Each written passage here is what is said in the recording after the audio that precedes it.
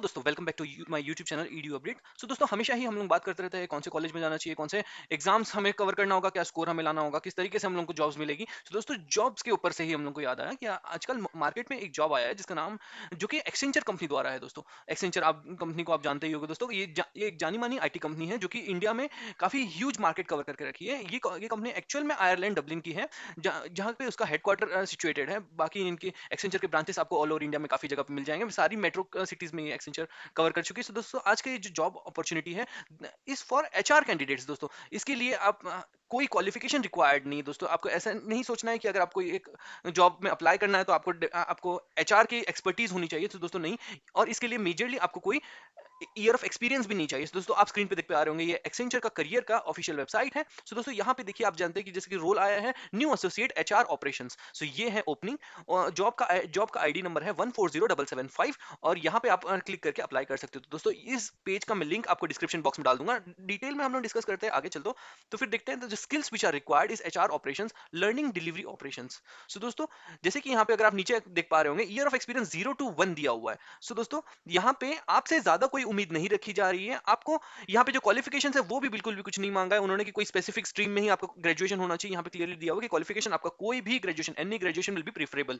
अगर आपके पास experience 0 to 1 year का है, that too will be preferable. अगर आपके पास में कोई एक्सपीरियंस नहीं है, that is okay for them. अगर स्किल्स रिक्वायर्ड की बात करें, यहाँ पे दिया हुआ है कि HR operations, learning delivery operations. So दोस्तों, आपको एचआर के बारे में थोड़ा बहुत नॉलेज होना चाहिए कि आप अगर एचआर काम क्या करता है, इसका बेसिक नॉलेज अगर आप वेबसाइट से भी आप या फिर आप गूगल पे भी सर्च कर लेते हो, थोड़ा बहुत पढ़ भी लेते हो, तो भी आपको पता चल जाएगा कि किसी कंपनी में एचआर का क्या रोल एंड रिस्पॉन्सिबिलिटी रहता है। जस्ट आपको उतना लेमन टर्म्स में अगर आपको नॉलेज भी है, आप इस जॉब अपॉर्चुनिटी के लिए आप डेफिनेटली अप्लाई कर सकते हो। सो दोस्तों, यहाँ पे नीचे में दिया हुआ है कि what about Accenture operation Accenture में क्या क्या काम किया जाता है, किस तरीके से ये कंपनी बिल्ड हुई है और मार्केट में सर्वाइव कर रही है, सस्टेन कर रही है और ग्रोथ कर रही है every year by year. So what would you do, यहाँ पे आपको दिया हुआ है कि क्या क्या रोल्स एंड रिस्पॉन्सिबिलिटीज आपसे एक्सपेक्ट किए जाएंगे कंपनी के अंदर में आने के बाद में।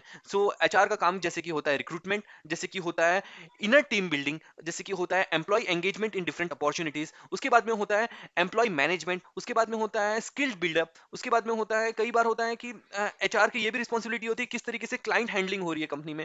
फिर HR is a key person who is a mediator between the administration and employees. So ये सारी ही टास्क एचआर के रिस्पॉन्सिबिलिटीज के अंडर में आते हैं। सो दोस्तों, ये सारे ही आपको फ्यूचर में अगर ये अपॉर्चुनिटी मिलता है तो आपको करने मिलेगा। उसके बाद में what are we looking for, company क्या देख रही है किसी एम्प्लॉय में, is to ability to perform under pressure. So दोस्तों, अगर आप किसी भी कंपनी में काम करते हो तो ये स्किल तो आपके पास में होना चाहिए कि आप प्रेशर में काम कर पाते हो कि नहीं। उसके बाद में ability to establish strong client relationship. Definitely दोस्तों, कोई कंपनी वर्क कर रही है तो that is only on the basis of clients requirement. अगर क्लाइंट का रिक्वायरमेंट आता है, then and only then your company will get an order from them and to get it delivered on time. So दोस्तों, ये एक client relationship buildup भी आपको expect किया जाएगा आपसे। उसके बाद में हैंडल डिस्प्यूट्स, अगर कोई इश्यूज होते हैं, कोई डिस्प्यूट्स होते हैं कंपनी के अंडर में, उसको आपको हैंडल करते आना चाहिए। And the important one is ability to manage multiple stakeholders. Definitely दोस्तों, जैसे कि हम जानते हैं कि एक कंपनी है, सो कंपनी में डिफरेंट काइंड ऑफ लोग रहते हैं, डिफरेंट नॉलेजियस लोग रहते हैं।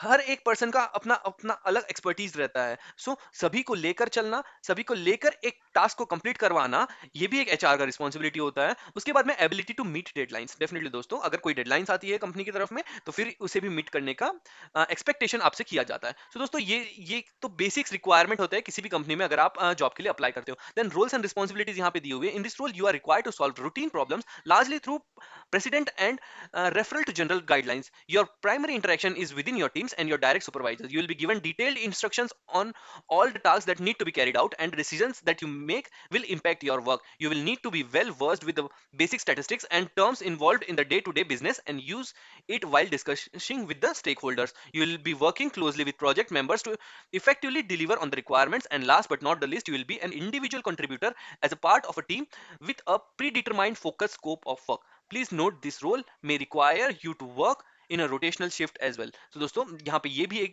नोट में दे दिया गया है कि अगर आप इसके अंदर सिलेक्ट होते हो तो दोस्तों, आपको ऐसा नहीं है कि आपको 9 to 5 जॉब मिलेगा। आपको रोटेशनल शिफ्ट में बेस्ड अपॉन प्रोजेक्ट रिक्वायरमेंट आपको रोटेशनल शिफ्ट भी मिल सकती है और उसके बेसिस पे आपको जॉब करना होगा। क्वालिफिकेशंस में जैसे कि हम लोग ने पहले भी डिस्कस कर चुके हैं, any graduation can qualify is a qualifiable candidate for this job, so any graduate can apply for this job. Apply कर किस तरीके से करते हैं दोस्तों, लिंक तो मैं आपको वैसे भी डिस्क्रिप्शन बॉक्स में दे चुका हूँ, आप डिस्क्रिप्शन बॉक्स में जाके चेक कर लीजिएगा। साथ ही साथ अगर अप्लाई किस तरीके से करना है, तो सबसे पहले आपको दोस्तों एक्सेंचर की ऑफिशियल वेबसाइट पे आके ये लिंक ओपन करके यहाँ पे आपको रजिस्टर पे क्लिक करना होगा, जहाँ पे आपको आपका ईमेल आईडी डालना होगा, सेंड वेरिफिकेशन कोड करना पड़ेगा, आपको ओटीपी आ जाएगा ईमेल के ऊपर में, आपको वेरीफाई करके आपको अपना रेज्यूमे का सारा डिटेल्स यहाँ पे डालना है।